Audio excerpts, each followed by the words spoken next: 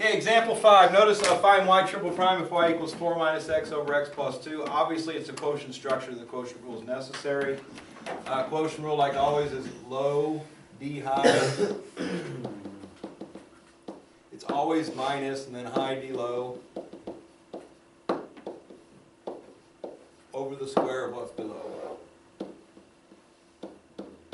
That's always the quotient rule. That's what it will always be. The only derivatives happening are the d high and the d low. Everything else is just writing down stuff. So that the only place you have to worry about differentiation is right here and right here. And as always, if the low or the d high or the high or the d low is more than one object, make sure that gets encased in parentheses as we do this. So it's ready to go immediately. It's in its proper structure. I can't make it any simpler than that, so I'm immediately ready to differentiate. So I'm applying the quotient rule. I'm going to go from y to y prime since I'm doing a calculus step. And then if I just apply this, I'm going to do low in blue and high in green. So when it says low, we write down low as is, which is two objects, so I put it in parentheses. D high is -1, so times -1. When I multiply by negative, I like to use parentheses for that also. Minus because it's always minus. And then high, 4 minus x, more than one object, so I put it in parentheses. D low is 1, so times 1. Over the square of what's below, we just take the bottom and square it, which is x plus 2, the quantity squared. Okay. And that's job 1. You do the quotient rule, you get what you get, and then you simplify using algebra. Obviously, -1 times x plus 2 is -x minus 2. And -1 times 4 minus x makes -4 plus x. That -1 distributed through, so -1 times 4 minus 1 times x.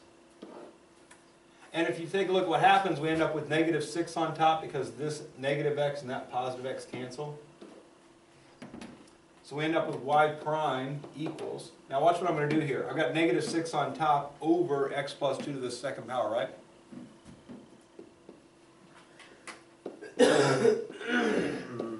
That is the correct first derivative. There's nothing wrong with that. If I was going to finish my problem out and be done with it, that's where I would stop. If it said find the first derivative, I'm done. That's a great answer. What do I have to do? Find the second derivative. I have to differentiate that, right? So this is a quotient structure, so the quotient rule is necessary to differentiate, right? Notice the top is a number. It's not a function of x. This is equivalent to saying y prime equals -6 parentheses x plus 2 to the -2nd power. Now take a look at the two structures and look at and consider calculus rules that we could use to differentiate, because they're both correct. They're both the first derivative. They're both structures of the first derivative. This requires the quotient rule because it's a quotient. Anytime you have this structure, something over something, you have to use the quotient rule. But if you have a number times a function of x, this is just the power rule happening here, right? Low d high minus high d low over the square of what's below. Multiply those, drop the power by 1, multiply by the derivative on the inside. I'm going to go with that one. Okay, so this is a chain rule happening. And there's a chain rule happening here too, x plus 2 squared. When I do d low, I'm going to have to chain rule that anyway. So obviously this is easier. So if I go y double prime from here, -2 times -6 is +12. I'm going to take x plus 2 and drop the power by 1. -2 minus 1 is -3. The derivative of x plus 2 is 1. Times 1 doesn't do anything. So that's the second derivative. And notice the second derivative is still a power structure. So now I go on to the third derivative. That's what it's asked me to find. -3 times 12 is -36. We take x plus 2. We drop the power by 1. -3 minus 1 is -4.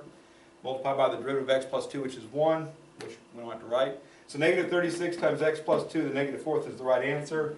Again, for good, elegant final answer, I would probably write -36 on top and x plus 2 to the 4th on the bottom.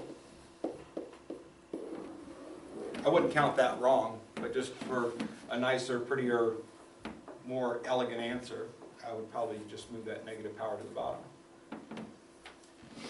In most cases in your homework, when you have to find the third derivative, there is an easiest way to do it. There's also a harder way to do it that gets you the same answer through a lot more steps and uglier work. So always consider that if I can get myself down to a power rule structure, if you can, you're in great shape. If this had an x attached to it in any way, shape, or form, you have to use the quotient rule there. If you move that to the top, you still have to do the product rule here, because this would be something x, that would be something x, you still have to product rule it. You can make a decision, I like the product rule better than the quotient rule, you can definitely do that, but either one or the other is necessary at that point. So what's the answer for what, the first y was right? Is it the -6 over? This is right, and this is also right. They're both the right answer. But again, for what I want to do, if it said find the first derivative, I would have stopped right there, because that's perfectly fine. Yeah, That's a great answer.